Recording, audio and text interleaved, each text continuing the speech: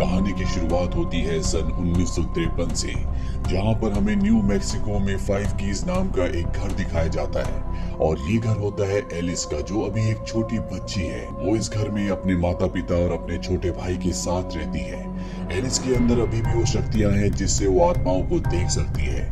और जब वो अपने और अपने भाई के कमरे में जाती है, वहाँ पर उनके खिलौने बिखरे हुए होते हैं। एलिस अपनी मॉम को बताती है कि ये उसी बच्चे की आत्मा करती है जो हमारे घर में रहती है। एलिस की मॉम को विश्वास है कि वो सच कह रही है। उसकी मॉम जानती है कि उसके अंदर कुछ खास शक्तियां हैं, लेकिन एलिस के पिता एलिस की किसी बात पर विश्वास नहीं करते। एलिस का छोटा भाई अपनी मॉम से कहता है कि मुझे डर लगता है, इसीलिए उसकी मॉम उसे एक सीटी देती है और कहती है कि जब भी तुम्हें डर लगे तुम इस सीटी को बजाना, मैं आ जाऊंगी। अब रात को जब एलिस और उसका भाई कमरे में सो रहे होते हैं, तभी कमरे में उसी छोटे बच्चे की आत्मा आती है, जिसे देखकर एलिस का भाई डर जाता है। वो अपनी मॉम को बुलाने के लिए सीटी ढूंढता है, लेकिन सीटी उसे नहीं मिलती और अब वो डर के मारे चिल्लाना शुरू कर देता है। एलिस के पिता यहाँ पर आते हैं और एलिस से पूछते हैं, क्या तुमने फिर से आत्मा को देखा था? एलिस कहती है कि हाँ, मैंने आत्मा को देखा था। इस बात पर उसके पिता को गुस्सा आता है। उन्हें लगता है कि एलिस झूठ बोलती है। वो एलिस को बुरी तरह से मारते हैं और नीचे बेसमेंट में बंद कर देते हैं। और कुछ ही देर बाद बेसमेंट की लाइट चली जाती है, चारों तरफ अंधेरा हो जाता है। तभी वहां पर एक आवाज आती है और वो एलिस को कहती है कि अगर तुम्हें रोशनी चाहिए तो तुम्हें इस दरवाजे को खोलना होगा। वहां की होल से एक रोशनी उसी की तरफ आ रही होती है और इस दरवाजे की चाबी वहीं पर होती है। इसके बाद एलिस उस दरवाजे को खोल देती है। दरअसल ये एक दूसरी दुनिया का दरवाजा है और जैसे दरवाजा खुलता है, उसके अंदर से एक शैतानी आत्मा आती है जो एलिस के शरीर पर अपना कब्जा कर लेती है और इसके बाद उसकी मॉम को मार देती है। एलिस हमेशा अपनी मॉम की मौत के लिए खुद को जिम्मेदार समझती है। धीरे धीरे वक्त बीतता है और एलिस अब 16 साल की हो चुकी है। एक दिन वो अपने घर में एक लड़की को देखती है जिसकी हालत बहुत ज्यादा खराब होती है। ये बात वो अपने पिता को बताती है। उसके पिता एलिस की मॉम की मौत के बाद अब पूरी तरह से दिमागी रूप से स्टेबल नहीं है। वो एलिस की किसी बात पर विश्वास नहीं करते, इसीलिए एलिस के ऊपर हाथ उठाते हैं, पर एलिस भी उनका सामना करती है और वो अपने पिता को और अपने छोटे भाई को हमेशा के लिए छोड़कर घर से निकल जाती है। यहाँ से कहानी सन 2010 में आती है, जहाँ पर एलिस को दिखाया जाता है जो अपने 2 साथियों के साथ उन लोगों की मदद करती है जो आत्माओं से परेशान है, जिनके घर पर बुरी आत्माओं का वास है। और एक दिन उससे टेड नाम के एक आदमी का मैक्सिको से कॉल आता है जो उसे बताता है कि उसके घर में कुछ अजीब हो रहा है। एलिस अपने दोनों साथियों के साथ वहां पर पहुंच जाती है और वो देखती है कि ये वही घर है जिसमें बचपन में वो अपने माँ बाप और अपने छोटे भाई के साथ रहा करती थी, जहाँ पर उसकी मॉम की हत्या हुई थी। अब वो इस घर की इन्वेस्टिगेशन करना शुरू करती है। यहाँ पर इनके बचपन की बहुत सारी चीजें ज्यों की त्यों होती है, क्योंकि कई सालों तक इस घर में कोई भी नहीं था। यहाँ पर एलिस को सीटी भी मिल जाती है जो बचपन में एलिस की मॉम ने उसके छोटे भाई को दी थी, ताकि जब भी उसे डर लगे तो वो सीटी बजाकर अपनी मॉम को बुला ले। पर आखिरी बार उसे सीटी नहीं मिली थी और अब सीटी एलिस के पास है। वो इसकी एक फोटो खींच लेती है और तभी कोई आत्मा उस पर हमला करती है और सीटी उससे छीन लेती है। अब एलिस अगली सुबह एक कैफे में जाती है जहाँ पर उसे 2 लड़कियां मिलती है। वो उनसे बात कर ही रही होती है कि तभी वहाँ पर एक आदमी आ जाता है और ये एलिस का छोटा भाई होता है। एलिस का भाई आज तक उससे नाराज होता है क्योंकि वो उसे अकेला उसके पिता के पास छोड़कर चली गई थी, जो कि उससे बहुत ही गंदी तरह से बिहेव करते थे। इसीलिए वो अपनी बहन से बात किए बिना यहाँ से निकल जाता है। और एलिस उसकी बेटी को सीटी की फोटो देती है जो बचपन में एलिस की मॉम ने उसकी छोटे भाई को दी थी और कहती है कि ये अपने पिता को दे देना। उसके बाद वो वापस रात को अपने उसी घर में आती है जहाँ पर वो इन्वेस्टिगेशन करने के लिए आई है, जहाँ पर वो बचपन में अपने परिवार के साथ रहा करती थी। यहाँ पर अब इन्हें सीटी की आवाज आती है जो कि दीवार के पीछे से आ रही होती है, पर ये दीवार नहीं बल्कि एक दरवाजा होता है। वो अपने पिता की चाबियों के गुच्छे में से एक चाबी निकालती है और दरवाजा खोलती है तो वहाँ पर उसे वही सीटी मिलती है जो रात को एक आत्मा ने उससे छीन ली थी। यहाँ पर एक लड़की भी होती है, लेकिन ये एक असली इंसान है जिसे यहाँ पर बंदी बनाकर रखा गया है। दरअसल जो आत्मा एलिस को और उसके साथियों को यहाँ तक लाई थी वो एक अच्छी आत्मा थी, इसीलिए वो इस लड़की को बचाना चाहती थी। पर इससे पहले कि ये कुछ समझ पाते, इस घर का ओनर जिसका नाम टेड है वो यहाँ पर पहुंच जाता है और इन पर गन तान देता है। दरअसल बचपन में एलिस ने जिस दरवाजे को खोला था उसके अंदर से एक शैतानी आत्मा निकली थी और उस शैतानी आत्मा का वास टेड के ऊपर होता है, इसीलिए उसने इस लड़की को बंदी बनाकर बेसमेंट में रखा था। पर इससे पहले कि वो इन सब को यहाँ पर बंदी बनाकर रखता, एलिस का यहाँ पर दूसरा साथी आ जाता है जो टेड को मार देता है। अगले दिन एलिस पुलिस स्टेशन में जाती है जहाँ पर उसे पता चलता है कि जो लड़की बेसमेंट में बंदी थी उसे पुलिस 4 महीने से ढूंढ रही थी। वही एलिस के भाई को दिखाया जाता है जो अपनी दोनों बेटियों के साथ उस घर में पहुंच जाता है जहां पर वो बचपन में रहा करता था, जहां पर हॉन्टेड चीजें होती हैं। दरअसल वो वहां पर सीटी ढूंढने के लिए आया है क्योंकि वो उसकी मॉम की एक निशानी है। उसकी बड़ी बेटी नीचे बेसमेंट पे चली जाती है और तभी एक शैतानी आत्मा उस पर हमला करती है और उसकी आत्मा को आत्माओं की दुनिया में कैद कर देती है, जिसे द फर्दर कहा जाता है, जिस वजह से इंसानों की दुनिया में वो कोमा में चली जाती है। अब एलिस भी यहाँ पर आ जाती है और उसे समझ में आ गया है कि अगर उसे अपने भाई की बेटी को बचाना है तो उसे कुछ न कुछ करना होगा।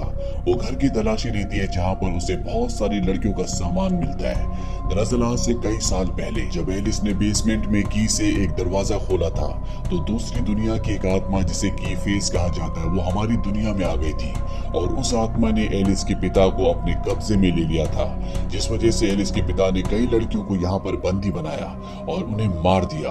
और आखिरी बार घर छोड़ने से पहले जिस लड़की को एलिस ने अपने घर पर देखा था वो कोई आत्मा नहीं थी, वो असल में एक लड़की थी जिसे उसके पिता ने घर पर कैद कर रखा था।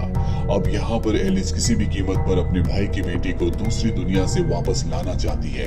वो घर पर इन्वेस्टिगेशन करना शुरू कर देती है और जब वो एक सूटकेस खोलती है तो उसके अंदर से की फेस निकलता है और वो उसकी आत्मा को भी फर्दर में यानी कि आत्माओं की दुनिया में कैद कर लेता है। उस दुनिया में जाने के बाद एलिस को अपने बचपन का रूप दिखता है। छोटी एलिस अपने भविष्य के रूप को बताती है कि उसकी फेस के पास ऐसी चाबियां हैं जिससे वो दूसरी दुनिया को और हमारी दुनिया को कनेक्ट कर सकता है और उसे कनेक्ट करने के लिए जो दरवाजे खोलने होते हैं उसने वो सारे के सारे दरवाजे खोल दिए हैं। बड़ी एलिस अपने छोटे रूप से कहती है कि तुम्हें डरना नहीं चाहिए, तुम्हारे अंदर बहुत सारी शक्तियां हैं। और तभी उसके पीछे से की फेस आता और उसे पकड़ लेता है। वही इंसानों की दुनिया में एलिस के भाई की दूसरी बेटी को दिखाया जाता है जो बताती है कि उसके अंदर भी ऐसी शक्तियां हैं जिससे वो आत्माओं की दुनिया में जा सकती है। और अब वो एलिस को और अपनी बहन को बचाने के लिए आत्माओं की दुनिया में पहुंच जाती है जहाँ पर उसे उस लड़की की आत्मा मिलती है जिसे आज से कई साल पहले एलिस के पिता ने कैद किया था, जिसे एलिस ने एक आत्मा समझ लिया था। और वो एलिस के भाई की बेटी को बताती है कि तुम्हें इस दरवाजे के पीछे जाना होगा पर मैं तुम्हारे साथ नहीं आ पाऊंगी क्योंकि वो मुझे दोबारा से कैद कर लेगा। एलिस की भाई की बेटी दरवाजे की दूसरी तरफ जाती है जहाँ पर बहुत सारे सेल्स होते हैं। वही हमें एलिस को दिखाया जाता है जो उन्हीं सेल्स में से एक सेल के अंदर होती है। तभी वहाँ पर की फेस आता है और वो दूसरी सेल का दरवाजा खोलता है जिसके अंदर से एलिस के पिता आते हैं। एलिस अपने पिता से नफरत करती है क्योंकि बचपन में वो उसे बहुत मारा करते थे। की फेस एलिस को एक स्टिक देता है और कहता है कि तुम अपना बदला ले सकती हो। एलिस अपने पिता को उसी तरह से मारना शुरू कर देती है जिस तरह से वो उसे मारा करते थे। और जब वो ऐसा करती है तो की फेस को ताकत मिलती है क्योंकि इंसानों की नफरत से की फेस और भी ताकतवर होता है। अब यहाँ पर एलिस की भाई की बेटी आ जाती है और वो एलिस को ऐसा करने से मना करती है। एलिस भी समझ जाती है कि शैतान यानी कि की फेस उसके दिमाग से खेलने की कोशिश कर रहा है, इसीलिए वो उस स्टिक को तोड़ देती है और अपनी ताकत से दरवाजा खोलकर बाहर आ जाती है। वो देखती है कि की फेस ने उसके भाई की दोनों बेटियों की आत्मा को बंदी बना रखा है। वो उसके साथ एक सौदा करती है। वो कहती है कि तुम इन दोनों को जाने दो, इनके बदले मुझे ले लो। और इसके बाद की फेस उसे मारना शुरू कर देता है। साथ ही वो एलिस के भाई की बड़ी बेटी को जिसे उसने पहले बंदी बनाया था उसे भी मार रहा होता है। लेकिन अब एलिस के पिता एलिस को बचाने के लिए उसके सामने आ जाते हैं। वो शैतान से यानी कि की फेस से लड़ते हैं पर की फेस बहुत ताकतवर है, इसीलिए वो एलिस के पिता की आत्मा को मार देता है और अब वो एलिस के गले में अपनी उंगलियां डाल देता है। साथ ही एलिस के भाई की जो बड़ी बेटी होती है असली दुनिया में उसका शरीर भी मर रहा होता है क्योंकि यहाँ पर की फेस उसकी आत्मा को मार रहा है। और तभी उसके भाई की छोटी बेटी की आत्मा उसकी तरफ उस सीटी को फेंकती है जो बचपन में उसकी माँ ने उसकी छोटे भाई को दी थी। और जब एलिस सीटी बजाती है तो वहाँ पर उसकी मॉम आ जाती है जो उसकी फेस को यहाँ से भगा देती है। और अब ये एलिस के भाई की बड़ी बेटी की आत्मा को उस जगह तक पहुंचाना चाहते हैं जहां पर उसका शरीर है, लेकिन इन्हें रास्ता नहीं मिल रहा होता। एलिस के पास यहाँ पर चाबी अभी होती है जिससे वो एक दरवाजा खोलती है और ये दरवाजा खुलता है जॉश के घर के एटिक में, जिसे हमने फर्स्ट पार्ट में देखा था जब उसका बेटा डेल्टन एटिक में गया था और उसने वहां पर कुछ आवाज सुनी थी और वो किसी चीज को देखकर डर गया था। दरअसल वो यही दरवाजा था और दरवाजा खुलने की वजह से उसकी आत्मा फर्दर में यानी कि आत्माओं की दुनिया में फंस गई थी। इसके बाद एलिस एक और दरवाजा खोलती है जहां पर उसे अपने भाई की बड़ी बेटी का शरीर मिल जाता है। वो उसकी आत्मा को उसके शरीर तक पहुंचा देती है जिससे वो असल दुनिया में होश में आ जाती है। इसके बाद एलिस अपनी मॉम की आत्मा के गले लगती है, वो उनसे अलविदा लेना चाहती है। एलिस की मॉम एलिस से कहती है कि कभी भी मेरी मौत के लिए अपने आप को जिम्मेदार मत समझना, इसमें तुम्हारी कोई गलती नहीं थी। और इसके बाद वो आत्माओं की दुनिया में चली जाती है। एलिस और एलिस के भाई की छोटी बेटी भी वापस अपने शरीर में आ जाते हैं। ये सब जख्मी होते हैं, इसीलिए इन्हें हॉस्पिटल ले जाया जाता है जहाँ पर एलिस का भाई भी आता है। एलिस अपने भाई को उसकी मॉम की सीटी देती है जो बचपन में एलिस की मॉम ने एलिस के छोटे भाई को दी थी। अब इन दोनों के बीच में सारे गिले शिकवे पूरी तरह से खत्म हो जाते हैं। ये दोनों एक दूसरे के गले लगते हैं और अंत में दिखाया जाता है कि एलिस को एक सपना आता है जिसमें वो जॉश के घर को देखती है। जॉश का बेटा डेल्टन अपने बेड पर सोया होता है और तभी उसकी खिड़की पर उसे एक लाल चेहरा दिखता है। इससे एलिस की नींद खुल जाती है और ठीक उसी वक्त उसे जॉश की मॉम का कॉल आता है। जॉश की बचपन में एलिस ने मदद की थी और अब जॉश की मॉम एक बार फिर से एलिस को अपने घर पर बुलाना चाहती है क्योंकि उसके बेटे जॉश का जो बेटा है जिसका नाम डेल्टन है, जिसे इन सब ने एटिक में देखा था, वो कोमा में चला गया है और ये बात पहले से एलिस को पता होती है। हालांकि ये पार्ट सन 2018 में रिलीज हुआ था, लेकिन अगर ये देखा जाए तो इंसीडियस का सेकंड पार्ट है। टाइमलाइन के हिसाब से इसका फर्स्ट पार्ट सन 2015 में रिलीज हुआ था, सेकंड सन 2018 में और जो थर्ड पार्ट है वो सन 2011 में रिलीज हुआ था जो सबसे पहली मूवी इंसीडियस की थी और आखिरी पार्ट इसका सन